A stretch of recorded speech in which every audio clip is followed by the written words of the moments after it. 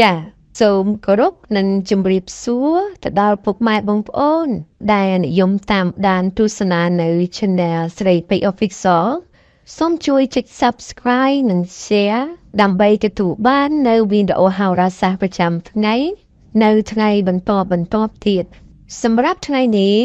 នាងខ្ញុំក៏សូមធ្វើការបកស្រាយជូននៅហោរាសាស្ត្រប្រចាំថ្ងៃត្រូវនៅថ្ងៃអាទិត្យថ្ងៃចុងសប្តាហ៍ទី30ខែមីនាឆ្នាំ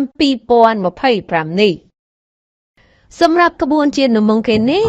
គឺត្រូវជាមួយនឹងក្បួនហុងស៊ុយប្រចាំថ្ងៃអាទិត្យនេះយើងឃើញថាមានហុងស៊ុយល្អចំពោះ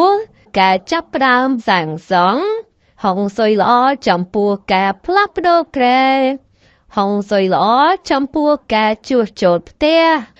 មានហុងស៊ុយល្អចំពោះការធ្វើពាណិជ្ជកម្មក៏ដូចជាការធ្វើអាជីវកម្មផ្សេង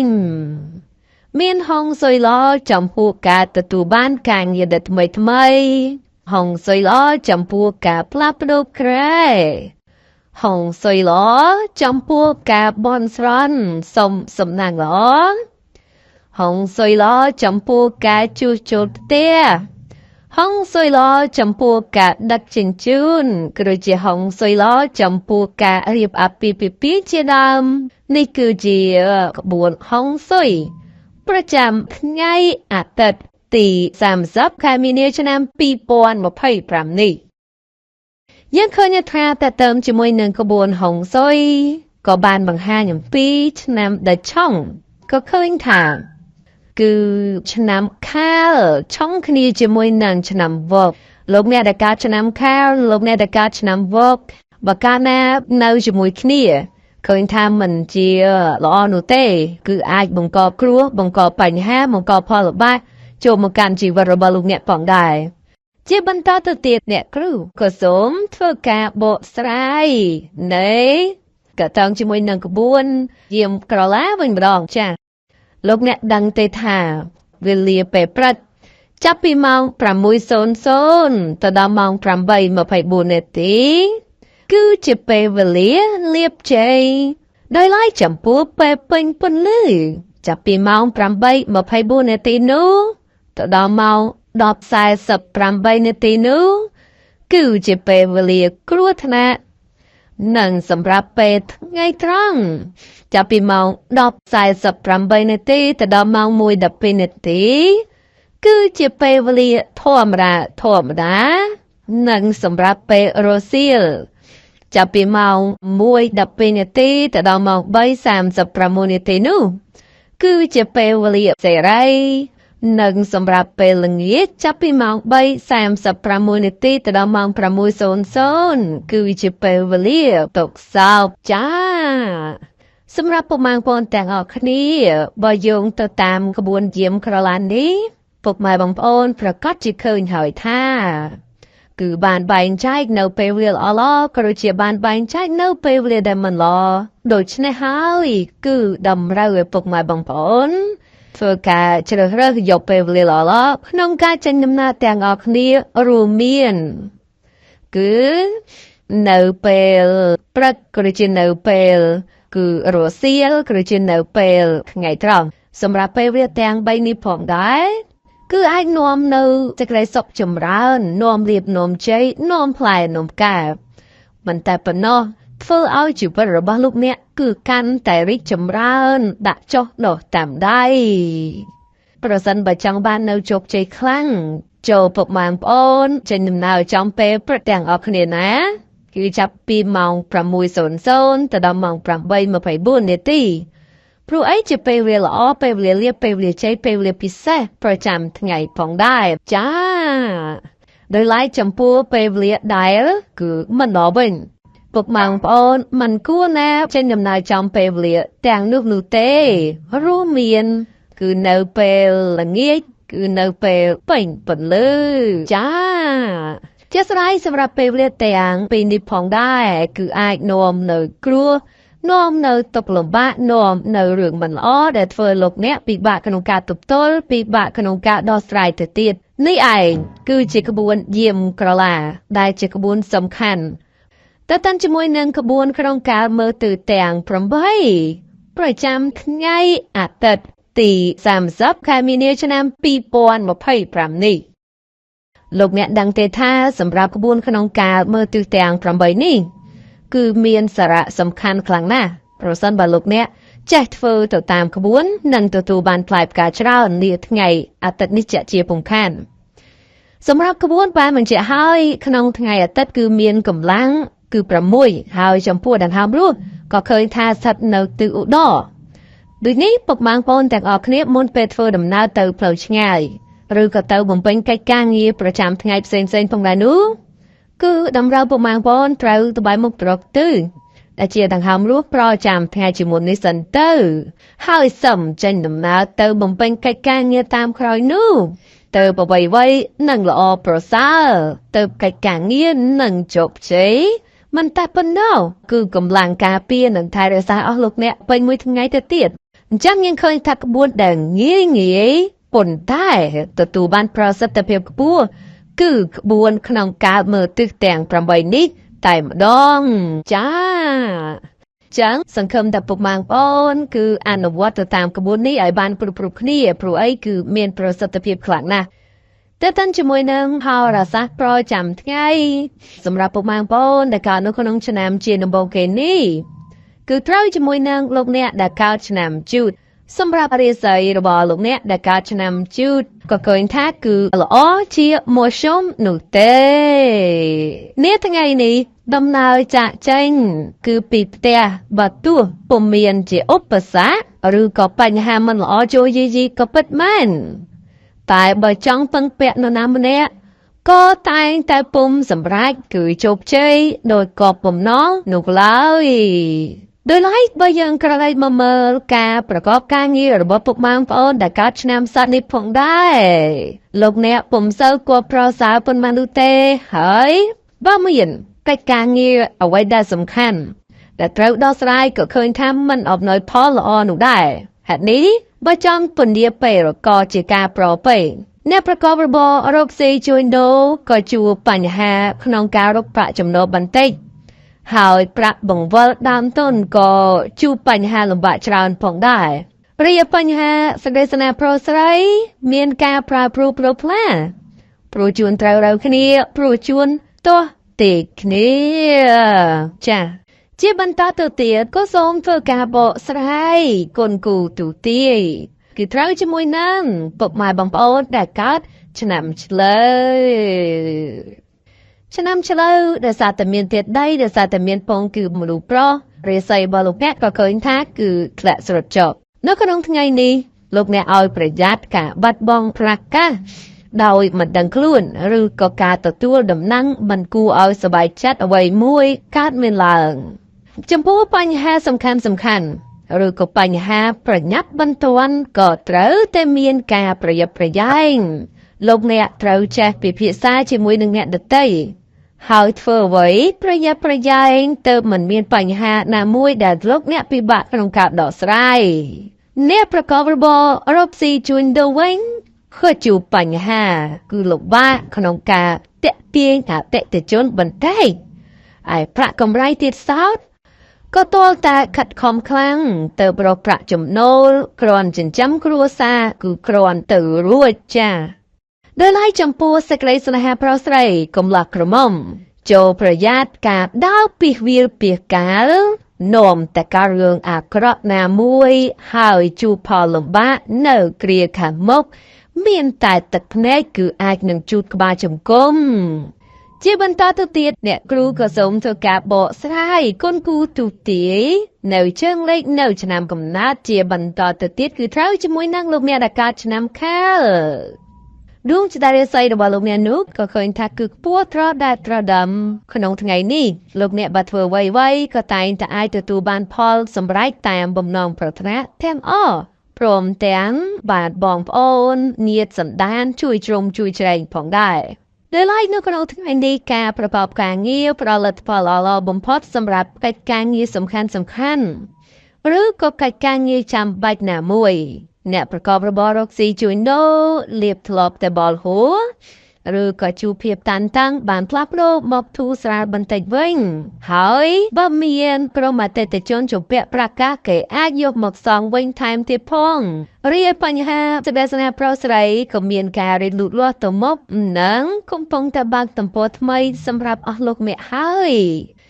ជាបន្តទៅទៀតអ្នកគ្រូក៏សូមធ្វើការបកស្រាយគុណគូទូទាយនៅជើងលេខនៅរាសី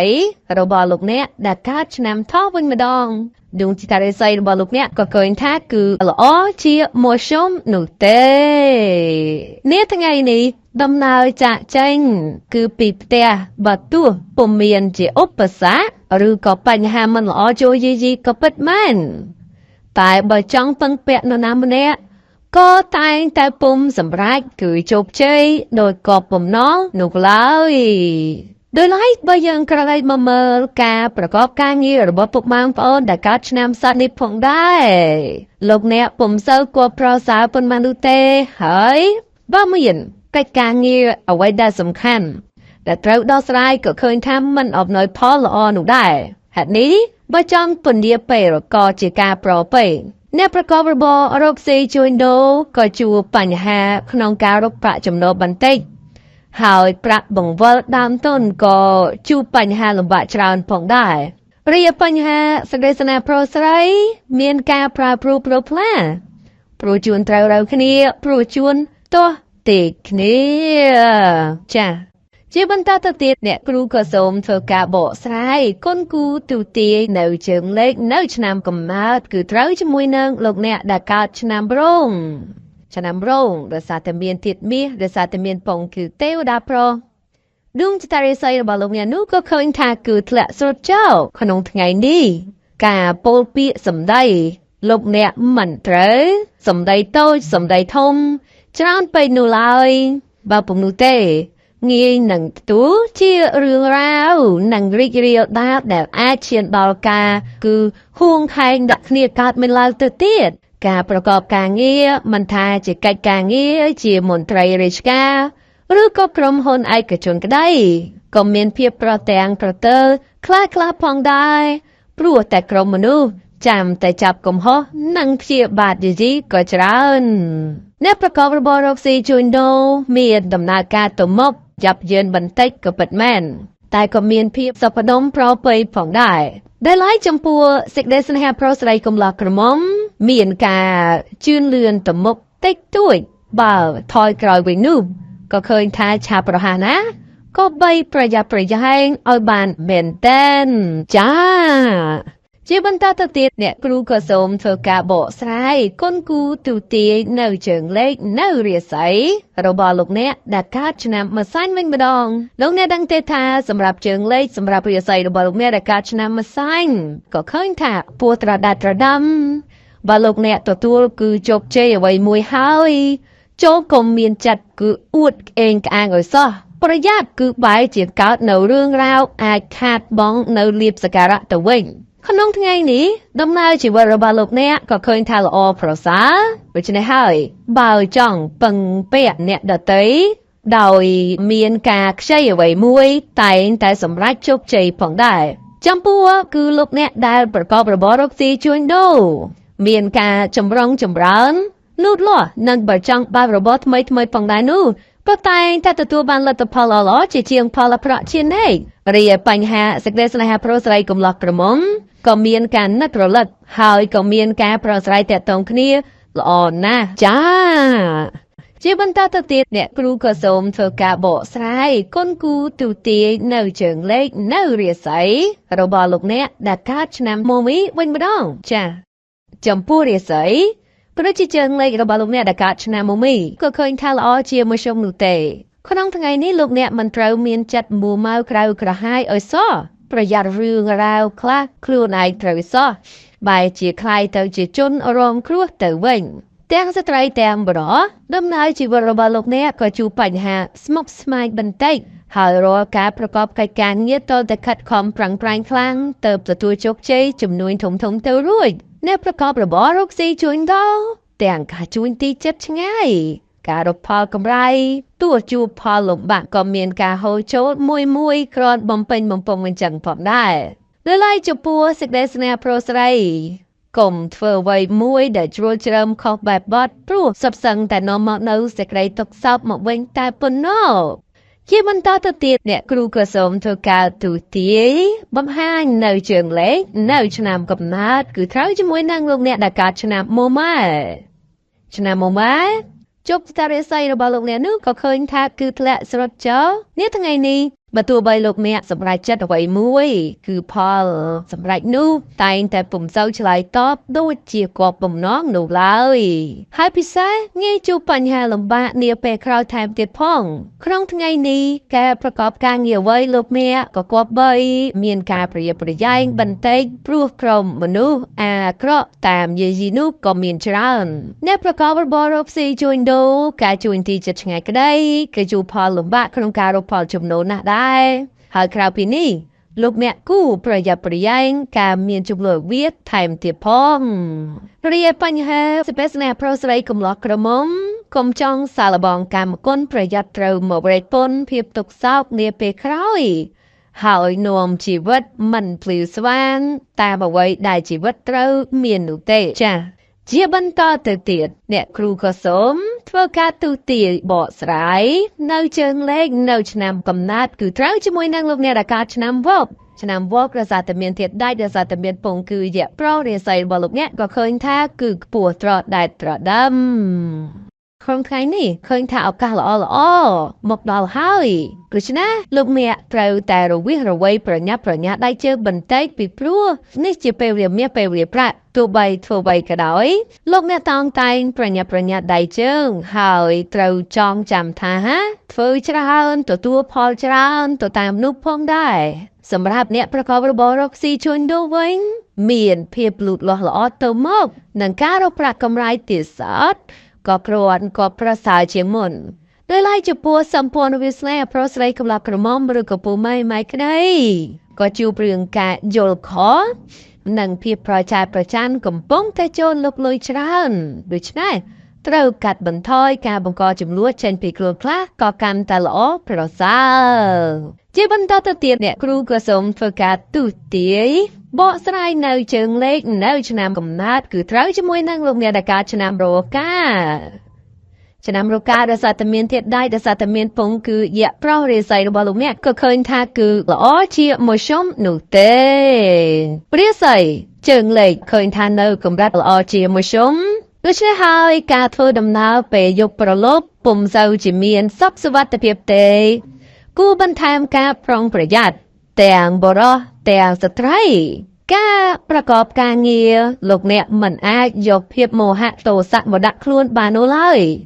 ព្រោះងាយទាញនៅរឿងរ៉ាវពីល្អធ្លាក់ទៅអាក្រក់បានណាស់ផងដែរសម្រាប់អ្នកប្រកបរបររកស៊ីជួញដូរវិញដោយសារតែយាអូនកំពុងតែពុំសូវជាល្អគឺនៅកម្រិតមធ្យមដូច្នេះហើយនាំឲ្យមានក្រុមមនុស្សតាមឈ្នានីសនិងព្យាបាទឌីជីក៏ច្រើនដូច្នេះត្រូវរក្សាភាពស្ងប់ស្ងាត់ទៅជាការល្អប្រសើររីឯបញ្ហាសេចក្តីស្នេហាប្រុសស្រីមានការគិតផ្លូវអាក្រក់ចំពោះគ្នាច្រើនធ្វើឲ្យគឺរកាមរកោមិនស្ទើរនោះទេចា៎ជាបន្តទៅទៀតអ្នកគ្រូក៏សូមធ្វើការទូទាយបកស្រាយនៅឆ្នាំកំណើតនៅជើងលេខគឺឈានជើងចូលដល់លោកអ្នកដែលកើតឆ្នាំចោវិញម្ដងឆ្នាំចដោយសារតែមានធាតុដីដោយសារតែមានពងគឺយៈស្រីរាសីរបស់លោកអ្នកក៏ឃើញថាគឺមិនសូវជាគបប្រសើរប៉ុន្មាននោះទេគឺធ្លាក់ស្រុតចោលនៅក្នុងថ្ងៃនេះលោកអ្នកចូលប្រយ័ត្នការបាត់បង់អ្វីមួយដោយមិនបានតាំងចិត្តហើយក្រៅពីនេះផងដែរឲ្យប្រយ័ត្នការមានទំនាស់ទាស់ទែងជាមួយនឹងអ្នកដទៃដោយប្រការណាមួយលោកអ្នកប្រកបការងារអ្វីមួយច្រើនតែមិនសម្រេចលទ្ធផលនិងបើមានការជជែកអ្វីក៏ច្រើនតែទាស់ពាក្យសម្ដីគ្នាទៅទៀតដែលប្រកបរបររកស៊ីជួញដូរការរកផលកម្រៃមិនលោភលន់នោះឡើយបើពុំនោះទេប្រយ័ត្នបានបាត់ដៃទៅទេវិលត្រឡប់ចូលផ្ទះវិញរីឯបញ្ហាសិលស្នេហ៍ប្រុសស្រីកំឡោះក្រមុំមានការលេចចេញនៅបាតុភិបរកម្មរកលខ្លះដោយសារតែការប្រឆាំងកំពុងតែបិទបានមកចា ជាបន្តទៅទៀតអ្នកគ្រូក៏សូមធ្វើការបកស្រាយគុណគូទូទាយជើងលេខនៅឆ្នាំកំណើតគឺត្រូវជាមួយនឹងលោកអ្នកដែលកើតឆ្នាំកុលជប់ជាតារាស័យរបស់លោកអ្នកក៏ឃើញថាគឺខ្ពស់ត្រដែតត្រដាំក្នុងពេលនេះលោកអ្នកមានអារម្មណ៍គឺភ្លឺថ្លា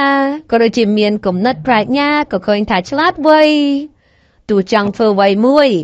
ក៏តែងតែអាចពុះពៀក៏តែងតែអាចសម្រេចនូវគោលបំណងប្រាថ្នាផងដែរ